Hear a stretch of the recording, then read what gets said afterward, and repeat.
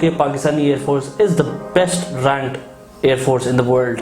हमारे air show से लेके और हमारी कारकर्दगी जो हमने दिखाई है उसकी सबसे बेस्ट एग्जांपल थी 27 फरवरी, जहाँ पे हमने चाय भी पिलाई और जहाज़ भी कराया। इंटेलिजेंस का बेसिकली मकसद होता है आपका एकेडमिक से हट के, आपको फिजिक्स इंग्लिश आपने मैट्रिक में भी पढ़ी होती है और एफएससी में भी कंप्लीट की होती है, वो आपके बुक से रिलेटेड नहीं होता। अच्छा, मेडिकल में एज सच कोई फिजिकल मुझे एग्जाम देना पड़ता है, फॉर एग्जांपल कोई पुलअप्स चिनअप्स करने पड़ते हैं नहीं, या फिर ये कोई सिंपल ब्लड टेस्ट का एक एग्जाम होता है? बोन्स आपके हैंड्स, फीट्स और नी नॉकिंग, स्टेयरिंग एंगल, ठीक है, आपका नोज का जो होता है। Okay, this is step 2। Now what is the next step? फिर क्या हो रहा हो? डायरेक्टली फाइटर पायलट के लिए अप्लाई नहीं कर सकते, वहाँ पे एकेडमी में आप लोग जो है वो उनको चूज किया जाता है। एंड फाइटर पायलट के बाद कौन आता है? फाइटर पायलट्स होती हैं एयरफोर्स में। अच्छा, मतलब उसके बाद फिर ये रैंक लगना शुरू हो जाते हैं। तो that's how you become a Pakistani air force का फाइटर पायलट। अस्सलाम वालेकुम, वेलकम टू आईमीज ऑफिशियल यूट्यूब चैनल। और आज का टॉपिक होगा, आप पायलट बनना चाहते हैं। अगर आप पायलट बनना चाहते हैं तो पाकिस्तान को सर्व कैसे कर सकते हैं। आज का टॉपिक है कि पाकिस्तान एयरफोर्स में आप एक पायलट कैसे बन सकते हैं। एज वी ऑल नो कि Pakistani air force is the best ranked air force in the world. हमारे एयर शो से लेके और हमारी कारकर्दगी जो हमने दिखाई है उसकी सबसे बेस्ट एग्जांपल थी 27 फरवरी, जहाँ पे हमने चाय भी पिलाई और जहाज़ भी कराया। आज हम पूछेंगे कि वो दोबारा करने के लिए एज अ स्टूडेंट मुझे क्या करना पड़ेगा कि मैं एक एम रखूं कि मुझे पाकिस्तान को सर्व करना है एज अ पायलट। तो with me I have Alisha Rabbani. Alisha Rabbani is a aircraft maintenance engineering student at IME। इनको हमने दरियाफ्त ऐसे किया था कि I was exploring Instagram, and Instagram में एक पेज था पाकिस्तान एयरफोर्स इंफॉर्मेशन, ये भी आपकी स्क्रीन पे मैं चला रहा हूँ। और उस इंफॉर्मेशन के थ्रू हमने देखा कि ये she is trying very hard कि बच्चों को किसी तरह गाइड कर दे for free, and this is exactly we are doing over here. तो मैं चाहूँगा कि हम आसान अल्फाजों पे, बहुत ही जो बिल्कुल आसान अल्फाजों पे हम बच्चों को समझाएं कि आप पाकिस्तान एयरफोर्स कैसे ज्वाइन कर सकते हैं और आप अपना ख्वाब कैसे पूरा कर सकते हैं। Alisha, welcome to IME's official YouTube channel. Thank you. हमारा एक बहुत सिंपल सवाल है, आपने मुझे बताना है, अगर मैं एक स्टूडेंट हूँ तो उसका स्टेप 1 बता दें कि मैं क्या करूँ, मुझे पाकिस्तान एयरफोर्स में अप्लाई करना as a pilot. Okay, first of all आपकी वैकेंसीज अनाउंस होती हैं, इंडक्शन मंथ्स हैं फेब और अगस्त में, ठीक है। फेब में आती हैं ज़्यादातर मेल्स की आती हैं और फीमेल्स की आती हैं अगस्त में। मेल्स की साल में 2 दफ़ा इंडक्शन होती है और फीमेल्स की 1 दफ़ा होती है इवन कोर्स में। अच्छा, मुझे एक बात बताएं, कोई कोटा होता है कि सिर्फ इतने लोग अप्लाई कर सकते हैं?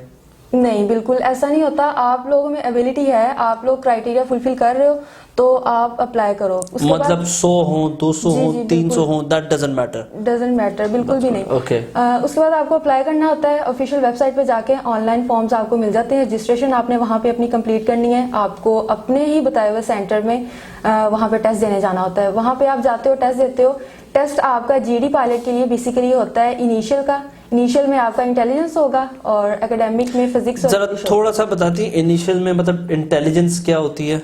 जी मैम, इंटेलिजेंस का बेसिकली मकसद होता है आपका एकेडमिक से हट के, आपको फिजिक्स इंग्लिश आपने मैट्रिक में भी पढ़ी होती है और एफएससी में भी कंप्लीट की होती है, वो आपके बुक से रिलेटेड नहीं होता। आपकी इंटेलिजेंस चेक करने के लिए होता है, क्योंकि एयरफोर्स को ऐसा स्टूडेंट बिल्कुल भी नहीं चाहिए जो बहुत हाई लेवल पे उसका है या बहुत वो नॉर्मल, मतलब एक उन्हें नॉर्मल लीडर चाहिए जो कि आगे वो ऑफिसर बनने जा रहा है। तो इंटेलिजेंस उसकी चेक करना उनका हक बनता है। वो इंटेलिजेंस उसमें वर्बल और नॉन वर्बल क्वेश्चंस होते हैं, जिसमें नॉन वर्बल आप कह लें पिक्चर टाइप होते हैं। आपको वहां पे क्विकली माइंडसेट बनता है, उससे देखते हैं।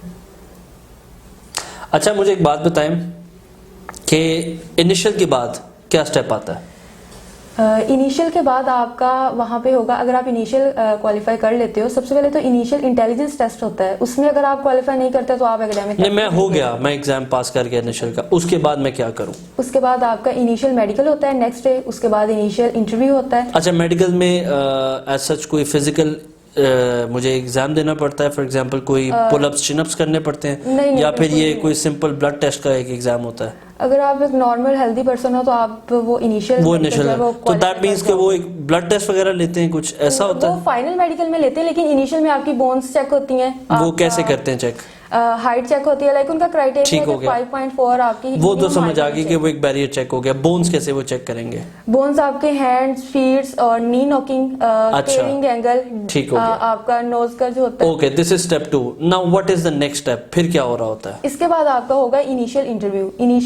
इनिशियल मेडिकल क्वालिफाई करने के बाद होता है। उसमें आपसे बेसिक से क्वेश्चंस पूछेंगे आपके बारे में। एक फॉर्म दिया जाता है एयरफोर्स में का टेस्ट, जब आप इंटरव्यू देते हो उस फॉर्म में आपके बारे में पूछा होता है, आपके फादर के बारे में। तो वो बस बेसिक इंफॉर्मेशन इंटरव्यू में आपको देनी होती है। अच्छा, अब मुझे एक बात बताएं, इनमें से सबसे इसके बाद क्या होता है? फिर हम ये सवाल मैं बाद में पूछूंगा कि सबसे ज्यादा रिजेक्शंस कहाँ पे होती हैं, क्योंकि यही मेन एक पॉइंट था। इसके बाद क्या होगा? मेरा वो फर्स्ट इंटरव्यू भी हो गया। ये 3 चीजें देखिए जिसने क्लियर कर ली हैं, इंटेलिजेंस टेस्ट, उसके बाद मेडिकल हो गया और इंटरव्यू हो गया। ठीक है। इसके बाद क्वालिफाई करते हैं मेरिट लिस्ट पे। जिनका नाम मेरिट लिस्ट में आ जाता है वो ISSB के लिए उनको कॉल लेटर्स आते हैं। लाइक ये नहीं है कि आपने इनिशियल क्लियर कर लिया, ये 3 स्टेप्स आपके क्लियर हो गए तो आप ISSB के लिए क्वालिफाई कर जाओगे। ISSB एग्जैक्टली क्या है? वो भी एग्जाम होता है जी, inter services selection board.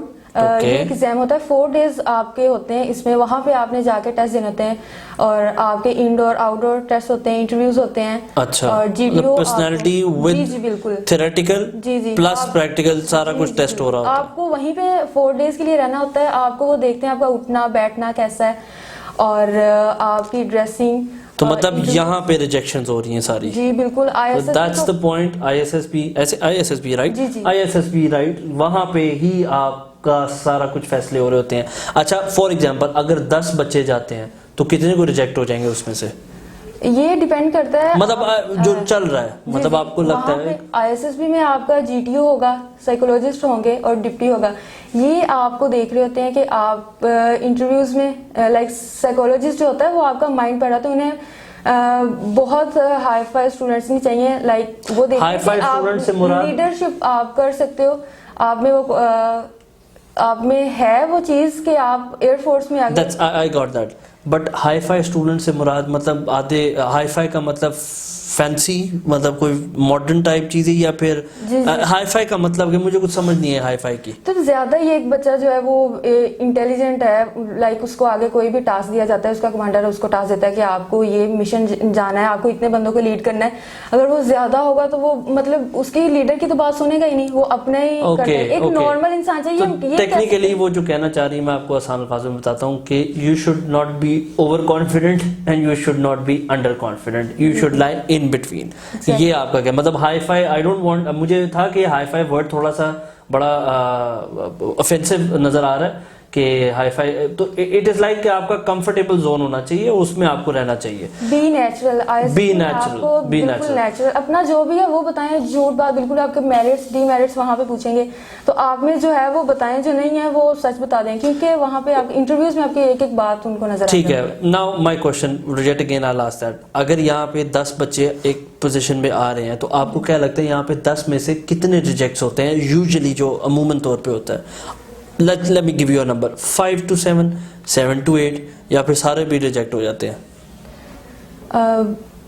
Boys में तो जाते हैं 150 तक एक सेंटर में चले जाते हैं, लेकिन रिजेक्शन रेट काफी ज्यादा होता है ISSB में। क्वालिफाई बहुत कम करते हैं, लाइक 10% स्टूडेंट्स का लगा लें, सिर्फ 10 क्वालिफाई करते हैं जी, 10%, which is like 90% रिजेक्शंस है। ISSB में ज्यादा होती है। ओके, और ISSB के बाद क्या होता है फिर? ISSB अगर आप क्वालिफाई कर जाते हैं, नेक्स्ट डे आपको रिकमेंडेशन लेटर आता है, उसके बाद आपका फाइनल मेडिकल होता है CMB। ठीक है। इसमें अगर आप आई साइड, आपके ब्लड टेस्ट होते हैं और लाइक आपका मेडिकली कंप्लीट टेस्ट होता है, उसको अगर आप क्वालिफाई कर जाते हैं उसके बाद फ्लाइंग एप्टीट्यूड टेस्ट होता है। ठीक है। वो बेसिकली आपको गेम्स लाइक कंप्यूटर कीबोर्ड और माउस वगैरह भी होता है कि एयरक्राफ्ट्स के बारे में। यहाँ पे भी रिजेक्ट होते हैं बच्चे? जी जी बिल्कुल, यहाँ पे। अच्छा, मतलब ISSB भी क्लियर किया, फिर आगे 2 और एग्जाम आगे, फिर इस 2 एग्जाम्स के बाद हमारे पास बहुत सारे ऐसे एग्जांपल्स हैं जो ISSB क्लियर कर लिया, लेकिन उनकी जो थी आई साइड, फाइनल मेडिकल में आई साइड की बेस पे वो रिजेक्ट हो गए हैं, लाइक उनको अनफिट कर दिया गया। अच्छा, अब ये गेम्स वाली भी होगी, उसके बाद फिर क्या होगा? उसके बाद बस फिर मेरिट लिस्ट लगती है, वो FSC बेस्ड आपके होते हैं। अच्छा, मतलब उस बेस पे मेन पॉइंट ये है कि आपने ISSB क्लियर करना है, उसके बाद आपका ये जो प्लेइंग एप्टीट्यूड टेस्ट होता है एंड मेडिकल। तो मेन जो मुझे जहां तक नजर आया है, एंड आई होप आपको भी ये कम्युनिकेट हुआ होगा कि ISSB is the main core of if you want to become a pilot. ये क्लियर, तो आगे वाले आई एम श्योर वहाँ पे भी रिजेक्शन होती है, बट वो भी हो सकता है।